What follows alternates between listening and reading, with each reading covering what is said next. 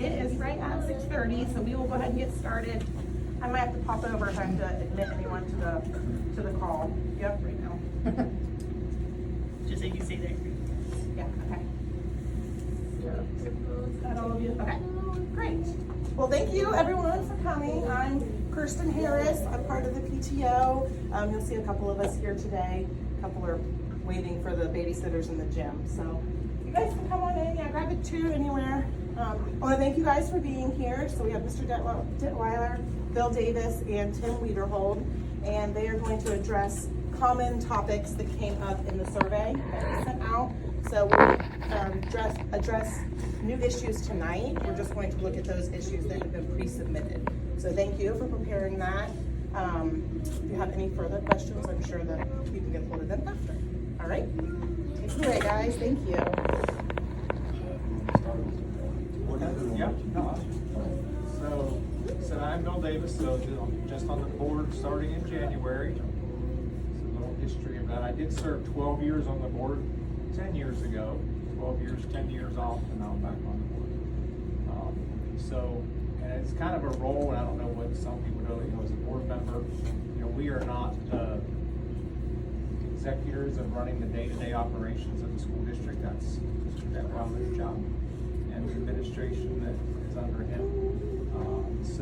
We establish policy, we hire a superintendent, we also hire a treasurer, and then we are, though, the go-between, or the constituents, the people of the district to the district too. So we are definitely a communication with that. And that's something tonight I hope to get out is we are a communication tool for people. As we hear people talk, and it's like, well, it's nice to know that. You need to let us know. We don't know unless somebody brings it to us with things. So that is an important part of that. We hear things, we talk to people, obviously, we have connections and people in the community, but unless people bring up things to us, we don't get them directly. Unless it's something major that we have to get from Mr. Detweiler to us for something, then we get those things. But the day-to-day little things, sometimes we don't hear those things. Just to remind people that reach out to us, we're open. I put my cell phone number out there when I tell people. So I may not answer it, so leave me a voicemail because I get a lot of spam and everything else calls. But I will return your call if I do that. So that's kind of that. I'll just echo that as I'm Tim Wiederhold. I was appointed to the board in May to fulfill Brian Schedeker's seat, and hope to stay on come next year as well. But again, echoing Bill that we are all community members invested. I have a kindergartner in the district, and so just wanted to be on the board to be able to help with his experience. I'm a Wilmington High School graduate, and just thoroughly enjoyed my experience as a student coming through. I just went through the high school. I didn't come to Wilmington through grade school or middle school, but my experience as a high schooler for those 4 years was great. And my dad, longtime teacher for Wilmington as well, so just very vested in the school in Wilmington, and wanted to be on the board to be able to be, like Bill said, an in-between for the community, and hopefully be able to be a change agent and help the community's voice be heard with the board. Tim Detweiler, Superintendent. Very brief background. Nobody really cares about the background. They care what's moving forward. I've been superintendent at 2 other school districts. I was treasurer at 2 other school districts. The state auditor's office at one time. So I've been in government my entire career, but different places and different responsibilities. As superintendent, I'm responsible for the day-to-day, as Bill touched on. Also responsible for enforcing board policy. As the board sets their policy, it's my job to make sure it's followed and enforced. The day-to-day operations, all those stop with me, except for the treasurer's office. The treasurer's office, the treasurer CFO is responsible for those operations, but other than that, everything stops with the superintendent. So I have a lot of people that work with me. I try to think nobody works for me. used that motto for a long time. I don't like being called boss. I like being called Tim. So for this evening, I'm not the superintendent. I'm Tim. Make sure you call me that. I'll be happy to speak with you. But as far as the operations of the district go, we have a lot of directors, we have supervisors, we have principals that are responsible for their area of the world. The sandbox, the beach is mine, they have portions that are their sandbox. So again, that's not to say that I have the ego or anything like that, but I'm responsible. So when there's an issue or concern, if you're not getting through to those principals, supervisors, directors, feel free to call me. But as Bill pointed out, the chain of command is there for a reason. It's very critical, because if I know I talk to you and you say, I haven't talked to the principal yet, I usually refer you back to the principal. Where I say it's going to be a few days because I got to talk to the principal now. So, just a commercial on chain of command and how that works. I'll always talk to anybody that calls me, but I might refer you back to somebody else that has the first-hand knowledge. There's nothing worse than talking to somebody that you think knows all the answers and they don't. So I always try to make sure you get that right person. More people coming on. That's good. Good, yeah. Good. Thanks, Tim. You're welcome. So for tonight, the format, from my understanding, we received issues and concerns and the kudos, which was nice to see those as well. And we're going to kind of walk through those in areas. So like transportation, communication, bullying, that type of thing. We'll walk through those and we'll have some very clear responses on some, and some are vague and they have to be. We'll talk about that more in a moment why. And as I walk through this, and I share with the board members, and they'll jump in here.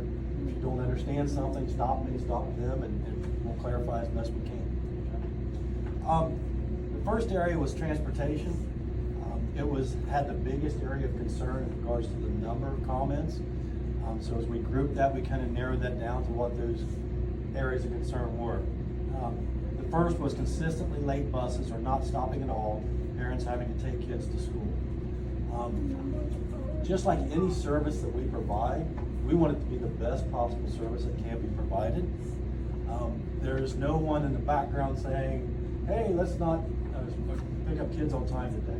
That's not how we function. It's all about how can we provide that service at the highest level.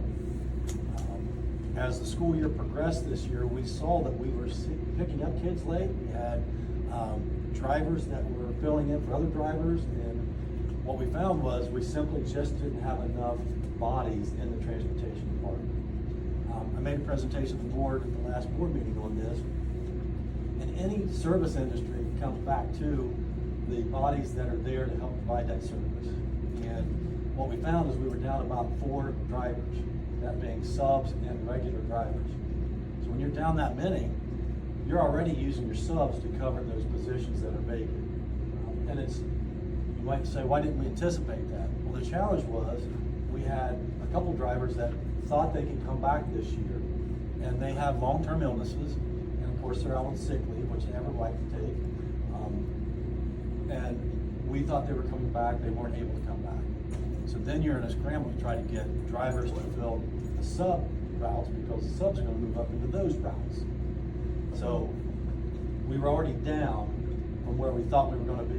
And then we had some other issues in regards to staff not being able to be here on time for lots of different reasons. When I say that, that's not a knock. People have a right to their sick leave. They have a right to personal leave. They have issues with children, we understand that. But that causes us to have the issue when we're short on drivers. Everybody scrambles to fill in. So you have the dispatcher who's supposed to be dispatching buses and getting things arranged. They're supposed to be taking phone calls. She's driving a bus. Then you have our mechanic. He's driving a bus. Ultimately, you have our transportation supervisor who has to drive a bus. Doesn't leave many people left to take on the situation of phone calls coming in. And what we're doing about that is, if you have not heard about it, we have a new bus driver incentive program, recruitment program. There's a referral bonus built into it for our staff, where they'll receive $500 as well as a paid personal day if they find somebody that sticks with it through the course of the year as far as the driver goes. So we're trying to get those referrals coming in, and that is working. The good news is, not because of it, but after I made the one call on Friday, telling folks about the situation, about the extra security at the high school, because of the threat that we had, we also put on there, hey, we need drivers, please provide drivers if you've got a referral. When we did that, we had 3 calls, and then we had, actually a board member was able to find somebody that might be interested, and they are. So we actually have 4 drivers that we've interviewed in the last 2 days that we are trying to quickly move through the process. And even the person that comes in with no skill in driving a bus, no training, it takes 4 to 6 weeks. We have a couple that might be starting quicker than that, which that will help tremendously, because then our bullpen of subs is full. So then you're looking at your dispatcher and your mechanic only driving when all your subs are subbing. And that, I think, will be fine once that happens. We needed 4 other drivers. We got 4 more in the bullpen. So as soon as that happens, the domino effect should stop. Okay? If you're that short-handed, you've got subs on buses that they might not be familiar with, which that takes more time to pick up kids. That's one issue that happens. Another issue that happens, if we have a late call in by a driver, which that happens, you know, they wake up and their kid's sick, they gotta stay home, then that puts that bus behind for the day. So there's a lot of different things that can play into it. The next piece is the communication after that bus is late. Okay? Well, you think, okay, somebody needs to call, and I agree wholeheartedly they do. And we do have a process in place now, whereby in the event we have an accident or something like that that causes a major delay, one is the one call goes out, and instead of just going to that bus of students, guardians, it goes to all parents that have riders. So we made that change because we were just sending it specifically to those parents and those students on that bus, which we found is a challenge because sometimes things change. Kid might be on a different bus. So we're sending it out to all parents. The other piece is central office. We have a lot of staff that are very busy, but they've stepped up and said, we're more than willing to take on making calls if we need to. So we have that bank of folks to help support in the event that we are short. And we have one person back there trying to field calls and make calls, which is very difficult, as most of you know. We now have that support network in place. So hopefully that combination of more bodies, more people responsible for helping make calls will remedy that situation. The new bodies, it's going to take time. So I'm not going to guarantee, hey, starting tomorrow, we're going to have everybody picked up on time. That's not the guarantee. It can't be made. And there are some things that go beyond our control. That's on transportation. Is there anything else? What's the total number of vacancies for transportation, 4 or 8? Regular drivers, it's 2. Okay.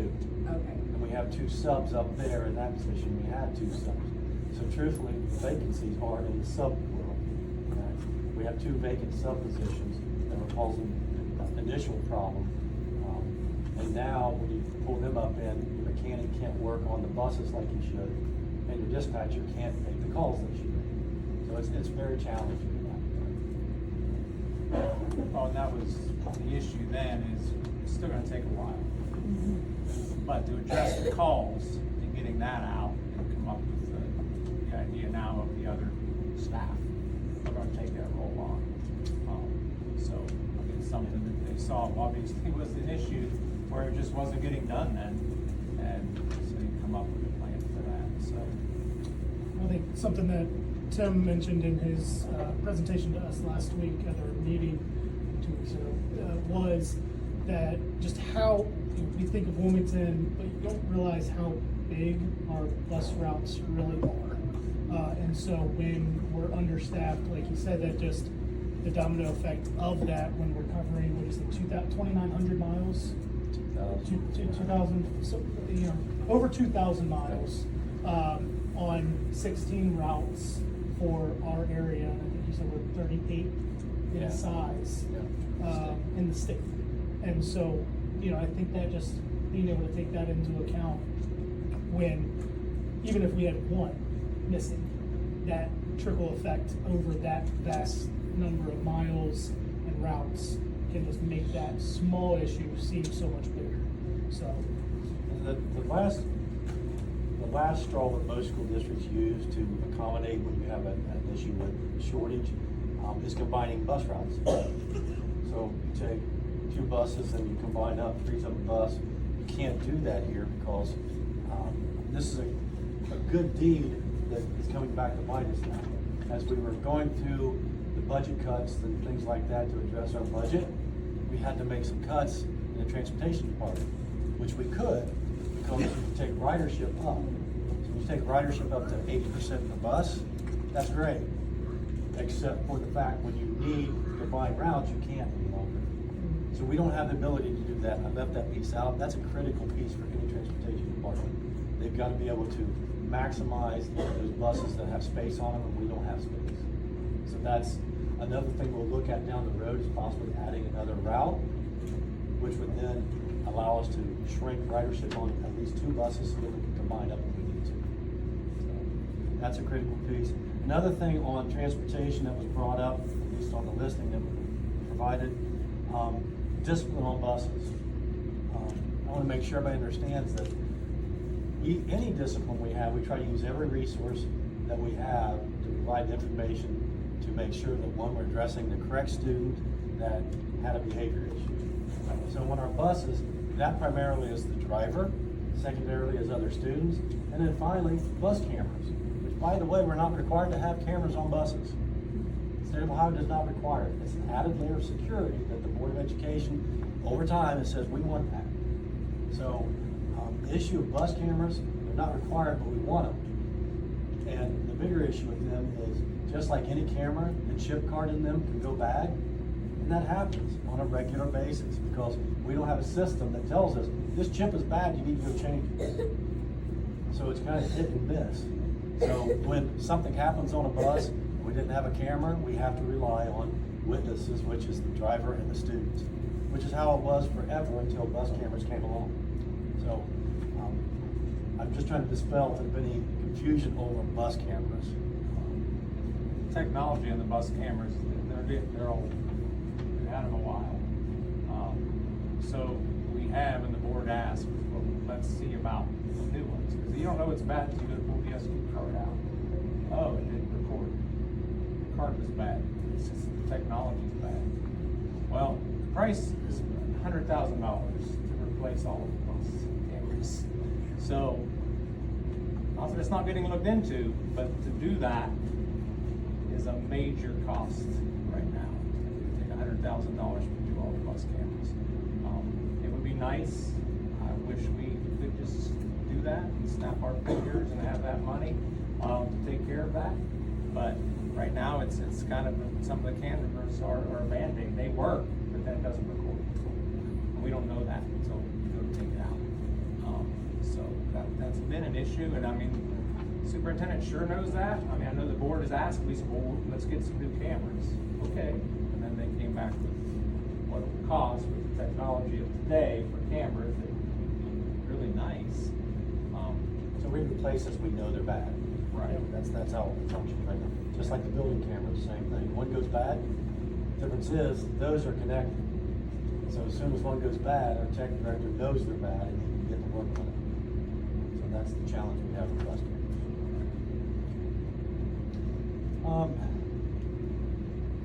And as far as discipline on the buses, it's handled the same way as it is in the buildings. It's reported to the principal or assistant principal.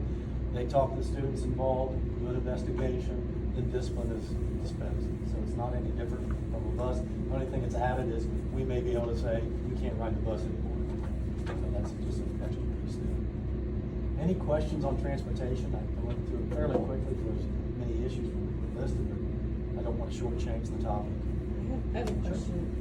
I went to a board meeting last year. And forgive me if I misunderstood last year. Does Wilmington City School buses, do they transport the students from Wilmington Christian Academy as well? Or is that, did I mishear that? We sure do. Okay. Yep, Do we're you- required to. Okay, do you think that's an issue, or is that, like, as far as like how stretched you guys are? I mean, I'm not saying No. they deserve to have, you Not at all. know, I just know that they are a private school, so is that a factor that anyone has brought up, or would that be something that could be looked at? It absolutely is a factor. Okay. It stretches your limited resources. Right. That the public school has. Mhm. into the private school. Mhm. Is there anything that can be done about that? No. Right, It's okay. state law that you must do that. Okay. Yeah, it's That's why I required. asked, yeah, yeah. It does I make a didn't- challenge for us. Right, okay. Thank you. Sure. Is there anything parents can do to make the bus system easier, you know, from our end, make things flow better, quicker, anything? You came up with something I just heard today about communication of, I don't know if this is a factor, but a parent contact personally about changes on routes. After, if a child is not gonna be picked up certain days, certain parents will call and say, hey, my kid needs picked up today, here, different day here. That's gonna come directly now through. Right. One thing parents need to remember is That may not be Jess, your issue. right, Jess in the transportation office, she's not a mind reader. Yeah. If things change in your home, Right. it's gotta be clearly communicated to the transportation department. You may have told the high school office, the middle school, the elementary office, whatever it is, hey, this is happening, we're moving, this is changing, you need to have this moved over here. Number one thing parents can do is reach out to the transportation office and tell them directly, because they're the ones that put them on those buses, the system. So, Bill's absolutely correct, that would be a big plus. That and the referrals. So that would be in addition to the final forms too? I So would. change the final forms and call Jessica. I definitely would. If it's gonna change your location for pickup and drop off for your child, I would go ahead and call. Now, she's gonna yell at me tomorrow for saying that, but I would do that if I was there. I would absolutely do that. I think also it's, our bus drivers are community members as well, and so just having some grace with it. It's, you know, like Tim said, people call in sick, their kid is sick. And so just, you know, knowing and having some grace with the system, knowing that we're all humans and our bus drivers are humans as well, and some of, you know, they have things that happen, and yes, it's an inconvenience, but it shouldn't be, and we're working towards it not being an inconvenience often. But if there is an inconvenience, again, just understanding that things happen and knowing that we're working on it. I have a question. Sometimes when I hear that there's a financial incentive to apply for a job, it can make me feel like maybe that job is not very desirable or is very hard. So I guess my question is, what is the job satisfaction of bus drivers, and is there any incentives that aren't financial that are being considered as job satisfaction wise, if that's even an issue? Are you specific to Wilmington or Ohio, Jim? It's like, well, I don't know this situation. I'm just Yeah. asking the general question. Yeah, Right. yeah. And I say that because they're one and the same. Across Ohio, there's a shortage of bus drivers for lots of reasons. It's a very difficult job anywhere you go. Whether you're driving public transportation in Cincinnati or Columbus, or you're driving a bus, it's not easy. And that's why people aren't knocking down the doors for the job. However, it does have benefits in that you're basically, it's 5.5 hours a day. They're a split shift. A lot of people want to do that because that way they have a break between their routes. They can go home, take care of the dogs, whatever they need to do there. And it's pretty short periods of time, 5.5 hours, and you get full benefits. So you get the same full benefits that a teacher that's working X number of hours a week, administrators that are working their days. So you get the same benefits for 5.5 hours a day. So that's one of the better benefits of the job. And to be honest, that's why a majority of people that are retired take on that, because then they'll pay for the benefits for 5.5 hours a day. So, did I answer your question? Yeah, that's a good answer. Yeah. Okay. It's everywhere. It really is. tough. Yeah, I don't like driving my minivan with 3 kids in the back. Yes. I've always said, I don't know how bus drivers do it. I mean, I Yeah. really don't. I Yeah. really have to treat, and I know a lot of bus drivers, I don't know how they function. There's only one of them, whereas in a classroom, there might be 20 kids. Right. Yes. And you're driving. So there, Right. Oh, I know, yeah. obviously there is only the bus driver. My son's in preschool. Do they have a second? Sometimes I feel like there is a second person on the bus. It at depends on times. the needs of the students on the Okay, bus. okay, that's Yep. why I asked, because Yep. like you said, it's a very stressful job, and if it's only one of them. Sometimes there'll be an aide. It just all depends on who's on the bus. Right, Yep. Okay. And I've always said bus drivers, bless them because they have one of the toughest jobs in the district. But I've always said the toughest job for the administration in any district, and don't tell Troy I said this, but the AD's job. Craziest hours, they're everywhere, they're expected to be everywhere, it's seen by everybody. So those are the two positions I've always said, I don't think I want to do that job. And the responsibility, I mean, you all know, our bus driver, our absolute safety of our kids is paramount, right? That, so, I don't know. They deserve a round of applause. They sure, I don't know how they, and come do it. Yeah, we're asking you. Right. I mean, we make it sound so great, right? But it's just what it is. I will say, Jess and Kurt Bone, Director of Operations, they both try to do things to show appreciation for the drivers. They have meals they provide and different things that they do as incentives and things like that. But again, you're working with people that are there because they only want to work 5.5 hours. They don't want to be there longer to stay for a late lunch or anything like that. So you try to find things that work for them and their schedule to just show our appreciation. Okay, that's transportation. If nothing else, I'll move on to communication, which kind of ties in with that. I was a little concerned by this because there's several comments on difficulty in reaching teachers and principals. And I'll just say, no one has an issue with reaching me, because I get calls all the time. I took 4 calls today, and I'm glad. And I love talking to people, finding out what their issues are, and seeing if I can help with it. I don't know how that's been in the past, but one of my favorite things to do is talk to a parent and talk to the administrator, whoever's in charge, and say, well, this is what they're telling me, and this is what can we do to help with that. That's not the clearest path to get resolution to any issue, because again, those principals and the teachers are the frontline folks. If you call me, I'm gonna try to find the information, get back to you when I can, and it just slows the process down. But it sounded like there's a lot of times that principals don't call back. I'll give you an example of a situation. I had one of the principals was accused when I talked to a parent. They said, I keep calling that school and they don't return my call. I called no less than 5 times this week.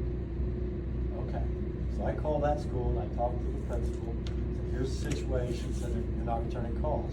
Well, let me tell you the rest of the story.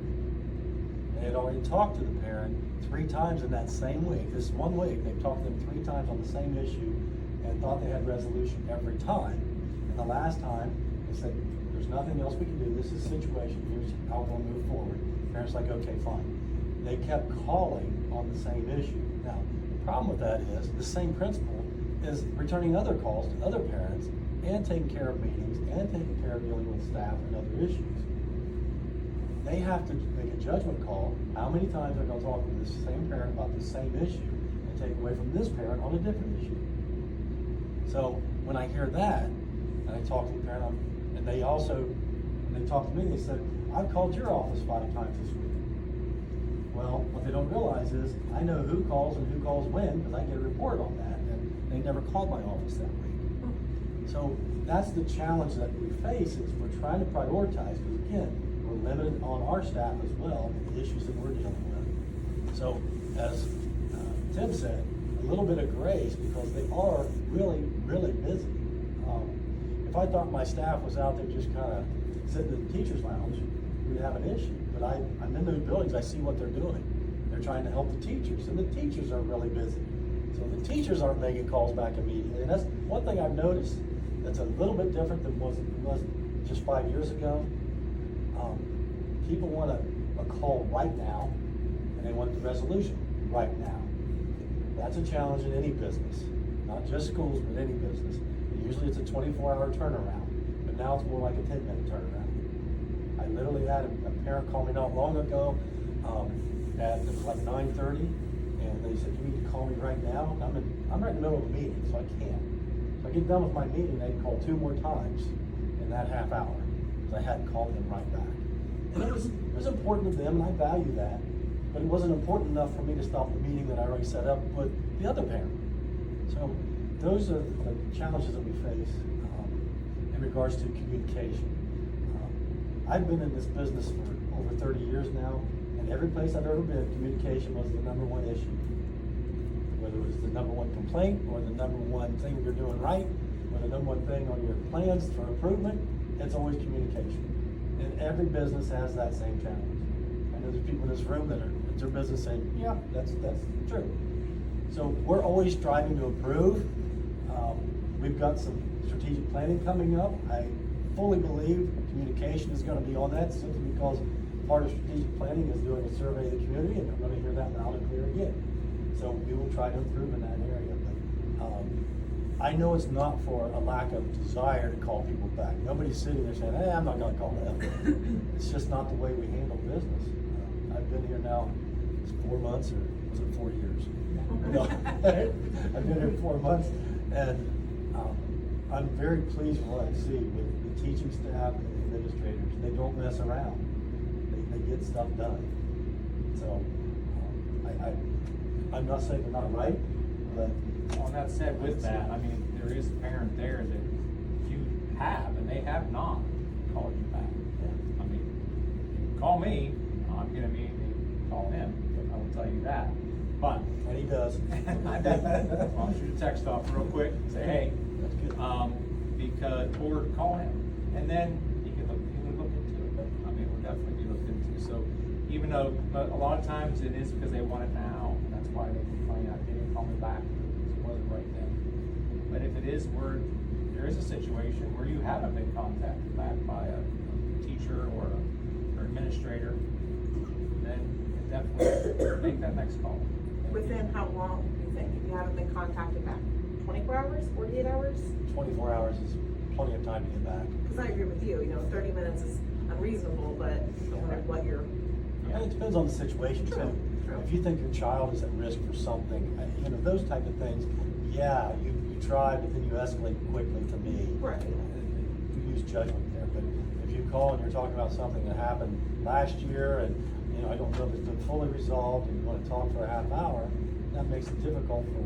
Do we have district expectations around communication? And I feel really bad asking this because I'm sure I've adopted and signed something, final forms, but. We have that form right here. Right. Where are your initials? Right there. But do we have those expectations laid out clearly for parents so that they know, because communication is based on perception, right? And so if we're not outlining what those expectations and turnaround times are, or if this is an urgent matter, don't keep calling the principal again and again. Speak to the secretary so that they can track the principal down, or, you know what I mean? Are we outlining that in any way currently? If you're talking about the documentation, I'll be honest, I don't know. Okay. Again, Clearly, I don't either. Right. Anybody again, actually read the final forms? Okay. Let's not survey that. I I don't want to Now, do that. now I have a question. Yes, ma'am. How do we go about when you make that call and the principal forgets? And we'll straight up tell you they forgot to call you back. And it's a serious situation where my kid came home in a state looking, having marks, whatever, looking like, if I sent him to school that way, y'all can make a phone call. But, I'm addressing that issue with the principal, and they forget to call me back. How do, I know there's been a few situations, not me personally, but I've heard Right. that the principal has forgotten to call back on a situation. So, where does that line? And in this situation, that hypothetically you're outlining, I assume the parent called the principal again. Yes. Because he forgot or she forgot. Okay. I think that's a really good conversation piece between the parent and that principal. Okay. I don't appreciate that you didn't make a note by your phone to call me back. That's Right. Honestly, that's what I do. I just sit with notes, and I need to call this one, this one, this one. If I don't do it, Jen, our office, she tells me, Tim, you need to call that one back. But the principals don't have that luxury all the time. But forgetting is one thing, not making a note of it is another. And it's okay to say, hey, I don't appreciate that. I need to call back. Right. We're all adults, and if we forget, if we do something that's not perfect, then absolutely it's okay to say that to the principal or me. I get corrected all the time at home. So. Okay, any other questions on So that? you're saying it wouldn't be a bad idea to try to get something out, necessarily writing, but about the Well, procedures and. As parents, I think we all think our child's the most important child in school, right? So no matter what it is, well, this is very urgent to me, where maybe the three other things that, let's say Mrs. Laura is dealing with are way more urgent than what, but that's my kid, that's my livelihood, look at me, speak to me. So I think if we had more outlined communications, or even like, if the principal calls or doesn't call back, then what is that chain of command? Do I then call Tim and say, hey, she said she'd call me back, she never did, I tried to call again, I haven't gotten a return phone call in 24 hours, please tell me what the next steps are. Because I also think too, especially how we know school districts can be a little political, I think there are parents that are afraid of retaliation. So if they do call the principal and say, I'm deeply offended that you are admitting that you forgot to call me back, because I bet you didn't forget to call Stephanie back, and so I think having something outlined, so it's like, hey, we're all following the same standard, we're all living by the same principle, and your children, as much as I want them all to be the center of my universe, I have 200 of them, or how many ever there are in that building. Yeah, that's something that definitely did. I mean, I know, for example, when someone calls me, I mean, I do the immediate, okay, I listen, and then, okay, well, who have you talked to? And then so that person, I'll walk them through then, like you're saying, what it is. And ask them, but some, you say it's kind of political, I'm afraid to call, but my kid will get treated differently. And I say, well, if you're willing to contact them, that's the first step. If not, let me know, and I'll follow up with you. But yeah, I think that's important to know, but if you don't, then where do I go next? Where do I go next? And I explain that when I talk, but that's, like I said, that's just an individual basis, someone has to call me on, where that happens, to get something out. Yeah, and maybe have a web page dedicated to that or something might be helpful. Kind of like in sports, where the coaches always make a precedent at the beginning of the season where they say 24-hour rule. If you're mad about how the playing time went, or you're mad about something that happened with your kid and I, you have to wait 24 hours. You've got to cool down before you reach out to me. That never happened. Right? I know. In a perfect world. Right. Okay, the next issue was bullying. Aside from communication, bullying is the common thread I've seen in every school that I've been at. You might think there's other places that are perfect worlds, other school districts. They're not. I tell you they're not. They have bullying issues, and I've been here 4 months, and I know we have bullying issues. Every school does. I don't care if you're private, parochial, public, it doesn't matter. You're gonna have bullying issues. It's how you handle those situations that's the important part. Before I came over this afternoon, I met with Justin Goodman, have a conversation about what are we doing preventatively. And he gave me this list. I'm not going to read it all. Of course, he would know. But the fact of the matter is, I was amazed at how much we are doing in a preventative way to keep bullying from ever occurring. From the training that happens for our teachers for social emotional learning, from the roundtable meetings that happen in different buildings. Each building does a different thing, by the way. When I say these things, it doesn't mean it's happening here specifically. But those morning start-off meetings that they have in some of the buildings, he rattled off so many things that we do. And I've been in schools where they don't do anything as far as preventive measures. Now, they may think they don't need to, but at the end of the day, you have these bullying issues that come up. So preventively, we're doing a lot, and that's what the Tier 1 and Tier 2 teams are working on, PBIS. All those things are focused around providing a better environment, which means kids building empathy for other kids, so they're not going to bully each other. Now, as you get older, that's more and more difficult to gain that appreciation for those other students in the classroom, because then your high school and junior high kids think, I don't need that stuff anymore. The other ones probably need it the most. So I'm not going to go into great detail on this.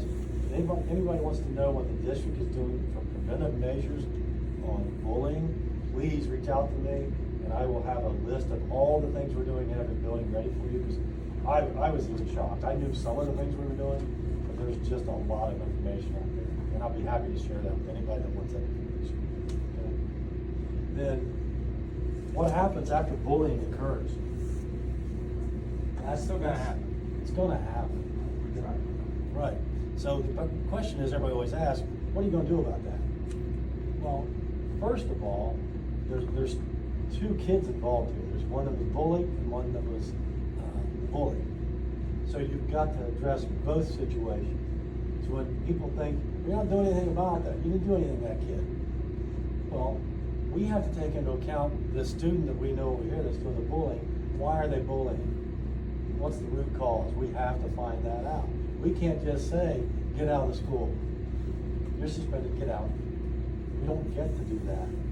Part of our culture and climate is for us to address both needs of the student. This student has been bullied by this student, so we need to address the needs they have now because they're scared or whatever might be happening. This student is being the bully. We need to address what's causing that and provide discipline. But in any bullying situation, we do an investigation. That means the principal or assistant principal is talking to lots of kids to find out what's going on. And there's lots of different scenarios. There can be just a straight up bullying situation textbook. The kid is picking on this kid on Bill all day long, won't stop it, does it day after day. Textbook bullying. That's the easy one. The harder ones are where this kid is picking on Bill, and then Bill escalates. Then this kid escalates. And it goes from just being harassment, a little bit of picking at each other, maybe even just friends touching each other. It escalates up to a situation where both kids are at fault. That's the tougher situation because parents want, that kid is bullying my kid. Guess what? I'm talking to the other set of parents who are saying, that kid's bullying my kid. So then the principal, the superintendent become the referee. And the only way you're going to be fair in that is if you get all the information, do a complete investigation, see what happened, and see where the dust settles. At the end of the day, the kid that is truly bullying is held accountable. And that could be anything from in-school restriction to suspension, to even expulsion, if it's at a certain level. And we don't hesitate. I've had no less than 25 expulsion hearings this year for everything, other than fighting. I have not had a recommendation for expulsion this year for fighting. And I'll be honest with you, when I took this job, my peers outside here said, get ready. Wilmington's got a lot of fighting going on over there. Not one. No, where's the wood? I gotta talk about something. But we have not had that. So again, bullying, we don't mess around with it. And when I was reading, folks were saying that nothing's being done about it. There's a lot being done about bullying. It just may not be visible to you. And that's the hardest thing for us to explain, what's happening. Now, let's use homes in particular, because I think that's the next topic. We're always got to be careful about saying this is bullying, my kid's being bullied, versus my kid got hit today. There's a difference between the two. That's not bullying, that's somebody did something they shouldn't have done. Now, if the same kid is picking on the same kid every single day, and I'm not going to get into the textbook definition of it, the fact of the matter is, that's when it's raising up as a different thing other than just a fight or an argument. Okay? In homes, we have kids coming in this building, most of them, a great deal of them have never been in a structured educational setting. So, our kindergarten teachers are the ones that get to welcome those kids into the classroom. And guess what the first 3 to 4 or 5 weeks are? Yeah, you're going to have a mix of students that aren't ready to be in school, have never been in a structured environment, may not have a good home life, and those miracle workers in the kindergarten teachers are supposed to figure that all out by day 2, and all those kids are going to behave. It's not going to happen. Now, I will also share with you, at a recent meeting at the regional superintendent's meeting that I attended, I didn't bring it up. There were 3 or 4 other superintendents said the worst thing we have right now is behaviors in kindergarten. That was in this county as a whole and outside of this county. So there's a lot of things that I'm working on right now outside of that process to see what we can do about what's happening from 0 to 5. in our district, how many preschool seats are available? How many kids are taking advantage of those seats? How many can afford to take advantage of those seats? Because that's our only hope for making sure those kids understand what a structured educational environment looks like when they come in kindergarten. Most of you know that our students that are being tested in kindergarten are all assessing below grade level for kindergarten when they come in the door. They're not on track from day one. The majority of our kids in kindergarten. So I always try to explain this to parents in a football analogy. We're being asked to get these students to get across the goal line, score a touchdown, which is graduation. A lot of school districts, if you have a Montessori school and things like that, those kids are starting on the 50-yard line, or even the 40-yard line. Our kids are starting on the 5 or 10. And so our teachers are trying to score a full-length touchdown in 12 years, where other people only have to do it on half of it. So my goal and focus is, what can we do from 0 to 5 to help those students get more prepared so we can move them closer to being on level when they get here. So that's one of the biggest challenges in the Holmes building. The good news, the work that's being done in Holmes in regards to our PBIS programs, our culture and climate, all those things are having an impact. I just talked with Mary Lee this afternoon because I got once a week I get the behavior referrals report for every building. I know each week if we're up or down. Last week the middle school was through the roof, and they've been great all year long, but last week it went through the roof. Well, they're assuming it's because the week before was Halloween, and all those junior high kids were out running around, so they're tired and full of candy and not behaving well. So they're looking into it because each week they also look at the same data to see what's happening and when. So then they can address what's causing that issue. Back to Holmes. Holmes was by far had the most referrals of any building in the district for the first 4.5 weeks. It was through the roof. So as we dug into the data, it was just a few kids that were causing a lot of the referrals. So we didn't have a lot of kids, we had a small number of kids, but a lot of referrals for those kids.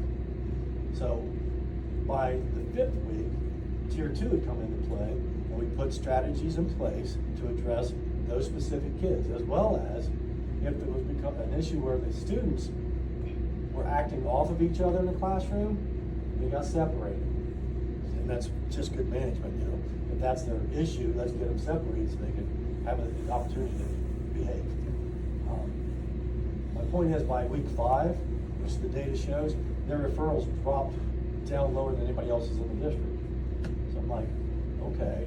And it didn't look right to me. I just thought, okay, somebody's messing with the data. But then when I talked to Mary Lee, she said, absolutely not.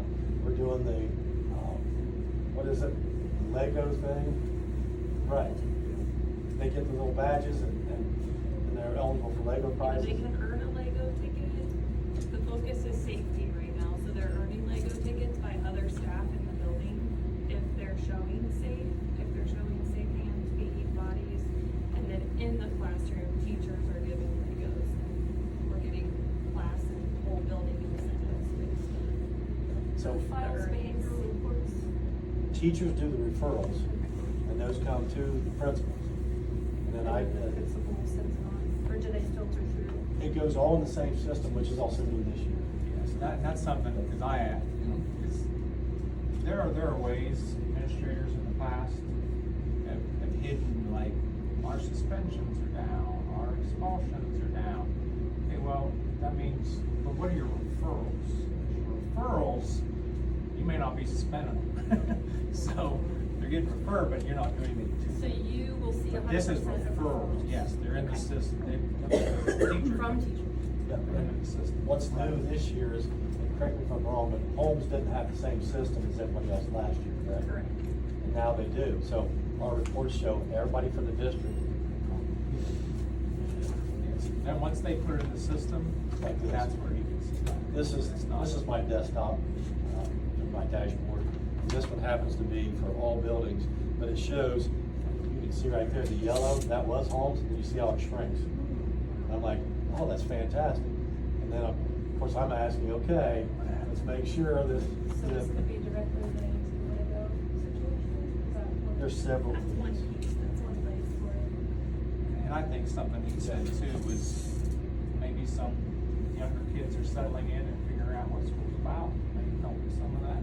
Now, I'm not obviously the one in the building knowing that that's happening, but I know that that's a trend in the county and the area. It was once the kindergartners, some learn a little better, but some won't. Maybe not ever. A lot of students were moved on to the tier 2, which is they're getting a lot more supports and basically getting a lot more attention. Those are the students that are having, they're like frequent flyers when it comes to behavior. So they're getting a lot more attention and focus to try to help them manage their behaviors.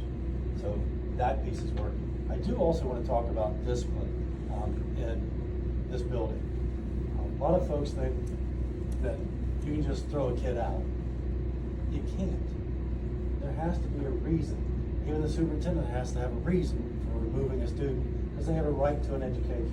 It doesn't matter if there's a kid that is causing the problem or they're the best behaved kid in that school. They all have the same equal rights. But we can't suspend kids in this building, okay? And we will only do it in a targeted way. And what I mean by that is students that are struggling and they have serious behaviors that can cause harm to other students, and we see that parents are not actively involved with helping manage those behaviors at home, or not supporting what we're trying to do at the school, then a suspension brings that attention to them because then they have to take the student home that day and keep them for the day. It's not punitive. We're trying to get them to pay attention to the behaviors that are happening in the school that are hurting that child's education, let alone all the other students in that classroom. Okay, so that is a tool in our toolbox. We've only suspended one student in grades K through 5 this year. We haven't had to. Now, early on, there were some, we were talking, maybe we need to do some suspensions. But I'm glad to see the data is panning out that those students have their behaviors under control now. And I credit our teachers and the teams that they're working with. So I just have a quick question regarding that, because I have heard often over at least probably the last 3 or 4 years of students learning to prepare themselves for dangerous students in the classroom, meaning they are taught in 1st and 2nd grade and even kindergarten that when Jimmy gets mad, you're to go under the table and protect yourself this way. Jimmy gets mad and throws chairs, so we have to teach, 19, 22 other kids how to protect them. So how is Jimmy not jeopardizing the safety of the 22 other kids and allowed to remain in that classroom? I'm just curious because I have heard that. Your question goes to one of the statements that was made in the survey. Why is it the kids that aren't misbehaving, why are they losing academic time? Number one, the safety of all the kids is the critical piece. The student that's causing the disruption as well as the other students. So our practice has been 2 things, and again, this is coming from Marilee this afternoon. If the students are in a position in the room where there's a disruption here, if we can take them out of the room to stabilize the situation, we're going to do that. If we can have them go over to the boat, I guess is what we call it, the palms, get on the boat, that's so we can focus on the students causing the disruption, get them out of the room, so they don't get hurt and other students don't get hurt. So that's why that practice is in place, because it doesn't matter if you're in high school or middle school, if there's a kid that's in a fight, you try to get all the other kids out of the way. I mean, that's just how that works. It's no different here. Do we lose academic time in that situation? Absolutely we do. But any disruption in any of our buildings, we lose academic time when that happens. So I guess it's more of parent concern of my child's going to get hurt because this kid's doing this. Well, that's one of the things that we can do an emergency removal for and a suspension for. The majority of the issues that I've seen this year coming in were student towards teacher or aide situations, not student to student. There is some of that, but it hasn't been as serious as what I saw with the student to teacher. And those were when I make a call down and say, because I do get the actual report from the referral, I actually call down and say, okay, do we need to get this student, out of the building, or do we need to do it? And I've done that 2 times this year.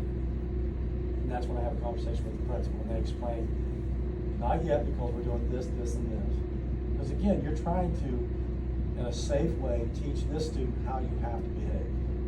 And like I said, the good news is, through a combination of different things, we've gotten homes after 4 or 5 weeks to where those students aren't a threat like they were beginning. That was gonna be my next Yeah. question. At what point have we de-escalated so many times? Do we say at the 4th time, Johnny, you're gonna have to go to Yeah. this IEP or this intervention program or this, That is. this other class? And, I think my concern as a parent is, obviously the media, social media, all these things have made schools feel like they're not safe places, and I have a real problem with that, but that's like at a state level. But, teaching them at 1st grade that, we're already teaching them, run, hide, fight. I can't fathom that, and I want my kids to feel safe in school. I don't want them to feel like they have a student in their class that they have to fear.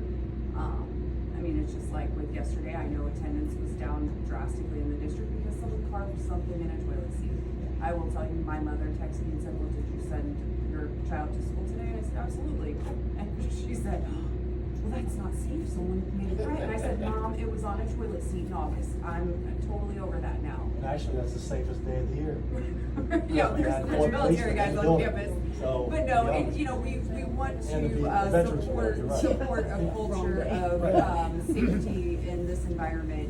And I just wondered how many times we're gonna allow disruptive students to be disruptive. Well, I think something that a lot of parents don't understand is when you have a child that has behavioral challenges, me specifically, my youngest one. So last year, when he caused a disruption, I can't tell you how many times I got called to the school or his dad got called, and we were told to take him home for the rest of the day. So that became an issue because now this child who already has challenges with their behavior and how to regulate themselves sees that as, if I just act up a little bit, I get to go home.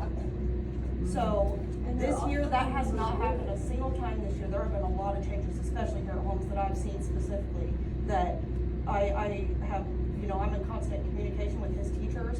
When there's a behavioral issue, I hear about it immediately and it's handled. But a goal that they have made is that they're not going to send those students home and let them think that they get free time now. So they're working a lot harder, genuinely, to keep those students at school and work with them and teach them better than just removing them from the classroom. So I know that's hard for other parents to understand. Why is that kid not just removed from the situation and taken away from my child? But, you also have to consider the long-term effects of responding that way, so. Absolutely. But I do feel like there should be a strike system, right? If this isn't working, I agree, there is a limit, we gotta but- move on. To answer that, a lot of times that's the IEP process. And again, I have no control of that. That's the parents and the special ed director and the teachers to figure out what are the best strategies for that student. But the strike system is not a black and white. It's about, have you done everything you possibly can as far as strategies to give that student the best chance of being in that classroom. And if you've done that and you still are having those issues, that's when you go to that next level. That's as black and white as I can give you. There's not a strike system, but there is it's time. We've got to have the parents more involved. And that's typically what I find is if our parents are involved, it sounds like very much are. Perfect example of something. Right. Yeah. You start seeing successes because they're reinforcing at home what we're trying to do at the school. So that just brings up another question. Do we have like a parent advocacy group or something? And I don't know if that would be something you would be interested in starting for some of these other parents that maybe aren't.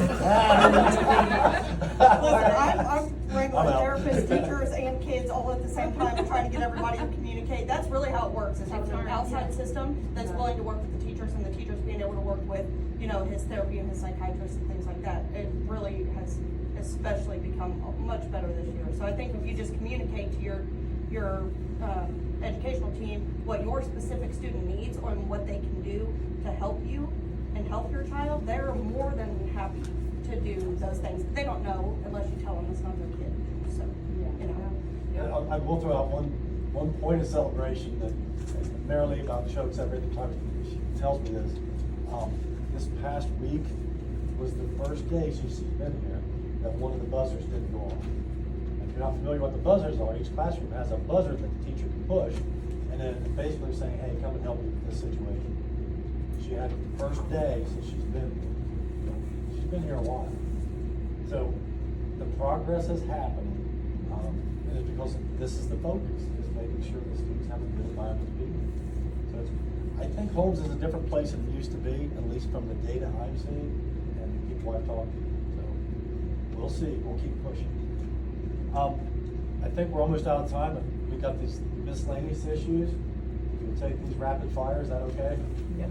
All right, I didn't understand this one. Students with disabilities learn about unseen disabilities, treat all kids with disabilities the same. I can tell you the process for students on disabilities is pretty much mandated. There's an IEP process. A parent says, I want my child evaluated. We're required to do an evaluation. If the teacher says, I think an evaluation needs done on this child, we're required to do an evaluation. So that starts the process. The timeline might not be exactly where a parent wants it, but we have to put them in that process. So they are seen, and if you see that what you want to have happen for your child is not happening, as far as a student with disabilities, please call, and I'm going to tell her, Natalie Hammerling, she'd be happy to take the call. She's the director of student services, which covers special ed. She's our guru in that world, so please give her a call. Dress code, it's antiquated and it targets females. Anyone you want to talk to that? I will tell you that I know coming on the board, that was one of the things that I heard a lot from the community was I hear about sports and dress code a lot when I first came on here again. The dress code not being enforced is just what your school look like. And I know Tim, this summer when he came on the board, Tim, I know we had a lot of conversations about this has got to kick up water. We've got to get some better, stricter dress code and enforcement across the district. So as far as it on females, I wasn't real sure about that one, because I mean, if there's a guy that violates it, it's the same as whether a girl violates it. So wasn't real sure about that, but it was increased. I know I've seen high school kids more this year, and I see a couple every once in a while. It's more at the high school that I see. I see some elementary, maybe. Amazing what I see. But I know that's maybe the style and what they can buy in some cases, what's out there. But I really think it's something that I know as a board, we were like, we need to do something. And Mr. Detweiler came in. He said, well, we're already approving the handbooks.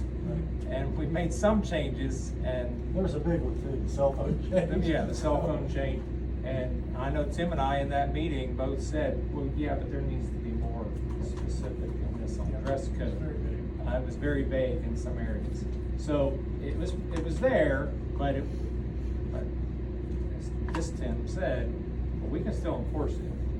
And I think that it has. Hopefully people are seeing that more now. I don't know if like at Holmes if that's been like the elementary issue as much, but middle school and high school it definitely is moving in the right direction. And next year there's going to be more specific language put in it, so it can't be that vague part, but it can still be enforced if it's vague. I mean, you can still enforce it, and he assured us of that. And It's so all far, I've seen that personally where it's gotten so much better. So. All dress code is about is it doesn't disrupt the educational environment. So it's very vague intentionally.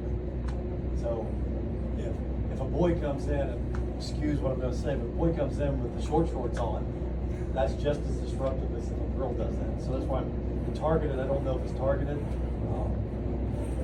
but it's all a judgment call. We have males and females in both high school and junior high, which is where you have most of these situations as far as administrators go. So that's a good thing. So there's a mix of judgment there. But we will be talking about that for the handbook revisions next spring. Transparency with threats. Since I'm the one who does, if you notice, you hear my voice when there's a threat. And that's because I try to make it intentional that when you hear it's my voice, there's something pretty important. School's going to get closed. is a threat, something at that level is happening. A lot of other times it's just the robocall. We do that intentionally because when you hear my voice, I want you to know, oh crap, something's going on. I hate to be that guy, but I do that intentionally. The transparency with threats, I'm as transparent as I possibly can be. And we're not trying to withhold anything. It's just like the threat at the high school. Everybody saw it scratched on social media in the toilet seat. But again, I'm not going to get into what that threat was specifically. That doesn't help. The most important thing is the message that there was a threat, here's how it's being dealt with, and we're going to make sure your kids are safe.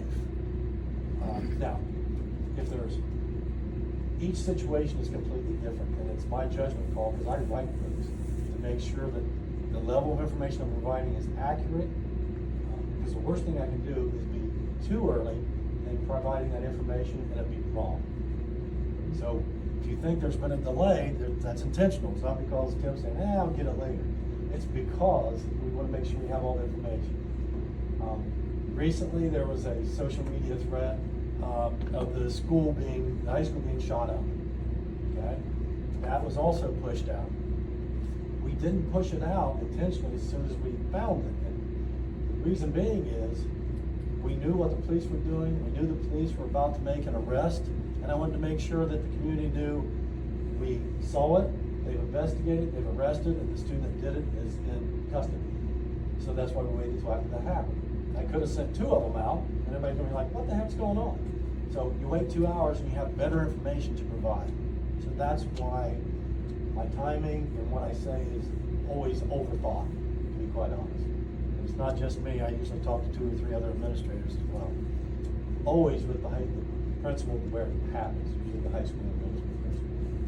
So transparency when it comes to threats, we try to make sure we're quick and accurate. This one I didn't understand. Curriculum is irrelevant to 60% of the students. I don't know who did that survey, but we have not done that survey. I'm not sure where that came from. I'm not belittling it. It's just that number doesn't exist. If they're saying curriculum is irrelevant for me or my child, that's a whole different situation, and I'd love to talk to that person and find out why they think that, but I can't address that percentage. We think it's pretty relevant. Cleanliness and appearance of homes. The homes building, the facility.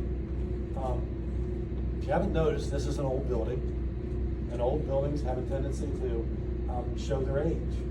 I think the building looks pretty good, but there's things that we can do to improve it. The thing that they pointed out was the curtain on the stage is torn.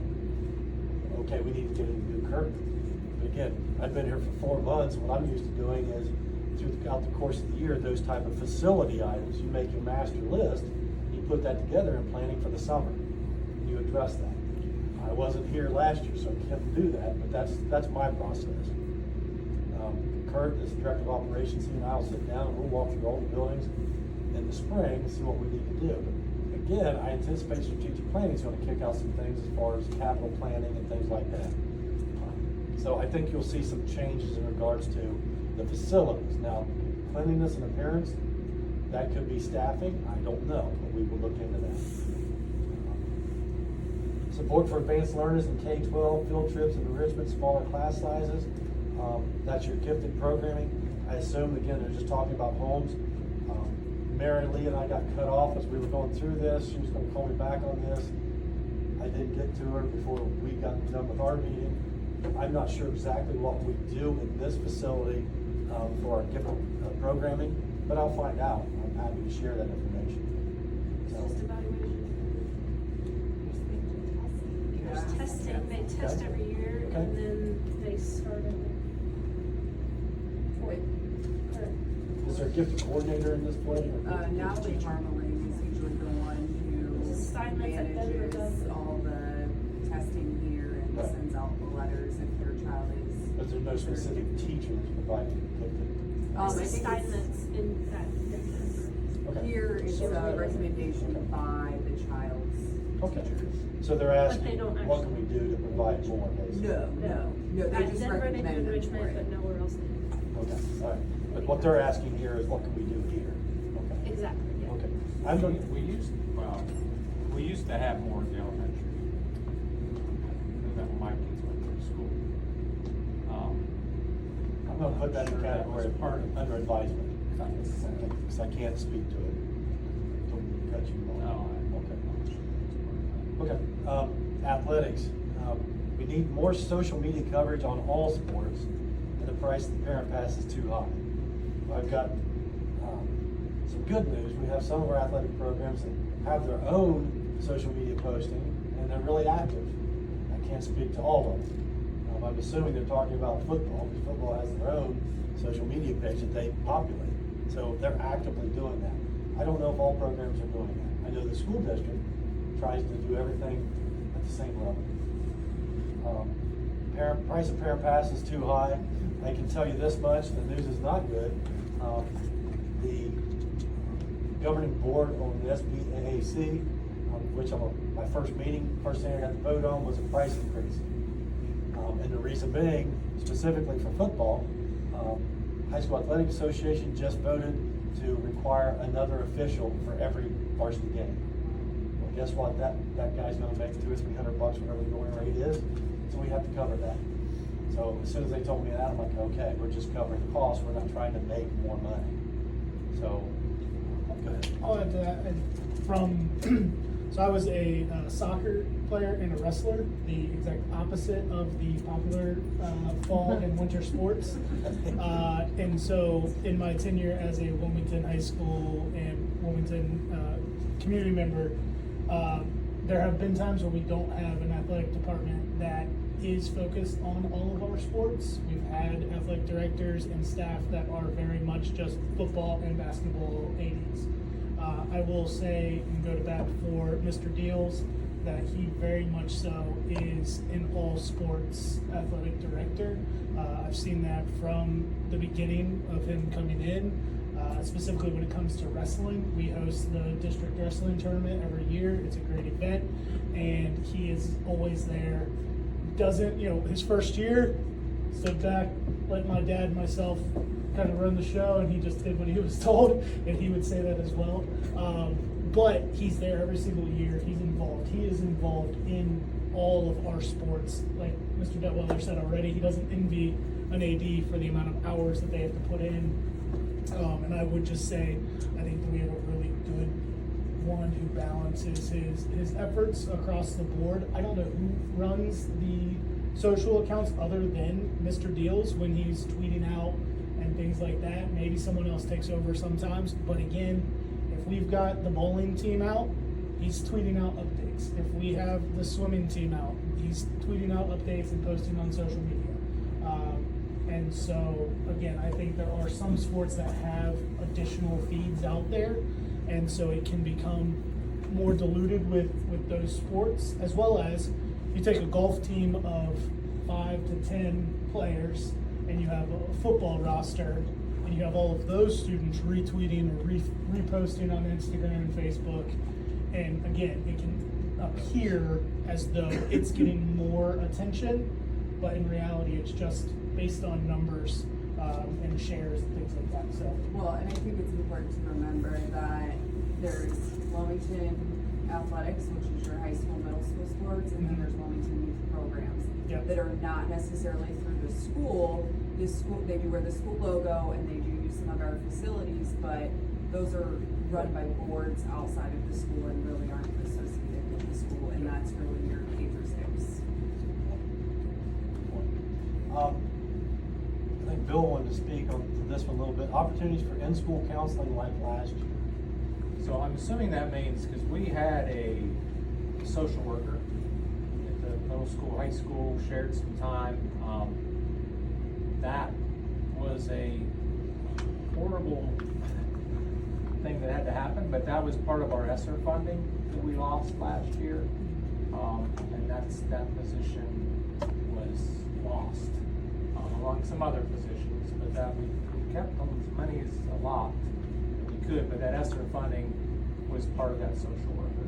I know I've talked to Mr. Detweiler, he's even voiced, he said, because I'm still in a school, so we are adding social workers, and we need that, and we know that. So, I mean, we're looking, as he said, we're looking at, is there some grants out there? Is there something to be able to add that back in, where it can be a social worker in the building does not have to go through another service or another, they can just go to, so that is the issue. I know they're trying, the middle school is trying to do some, I know the counseling's in the high school, some restructuring with, to provide more of that. No, they're not social workers, but the school counselors are trying to pick up that. But that is something that we are trying to look into to get a social worker position back, to help with that, because there is a need for that. So we're trying, that's for that, why we had that last year. I assume that's what that means, and that position was lost. That's all the funding. Two more items. High school start of day. Kids have to stand outside till the building opens. Middle school has a place to be out of the weather.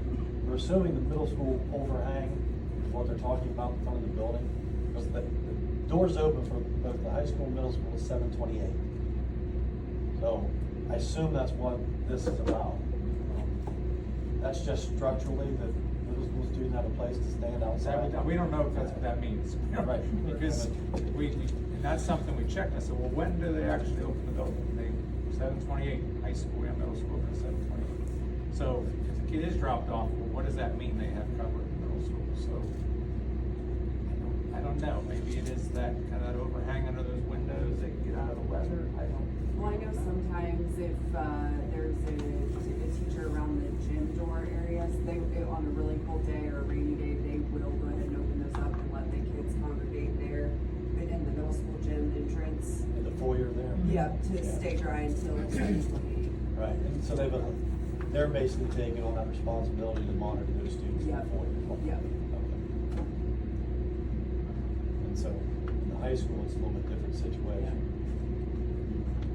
There's no way to stop them from being able to Go through the rest of the go building. Right. anywhere else. But they should also, if it was open at the middle school gym, they could also go there too, right? And it connects to the high school? Yeah. I don't see any reason why they Yeah. couldn't. Right. Okay. Would like more opportunities for family engagement, dodos with dads, muffins with mom, literacy night, and so on. I talked to two of the different principals, and then they said the same thing. We're trying lots of different ideas and thoughts. We're happy to try any suggestions that folks want to submit, saying, hey, try this. But again, we want to try it and put everything into it, but if nobody's coming out for it, it's tough to continue it. So again, that parent involvement is a big piece. I know they're open to that for ideas. I know they had the Grandparents' Day, you had things like that. Middle school does have their event this Thursday, the engagement night this Thursday.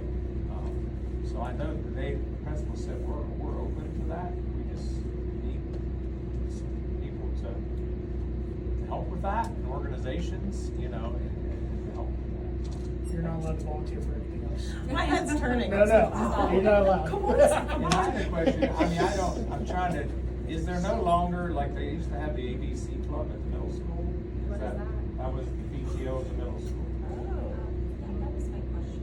So I have two kids. One is in fourth grade and the other one is in eighth grade.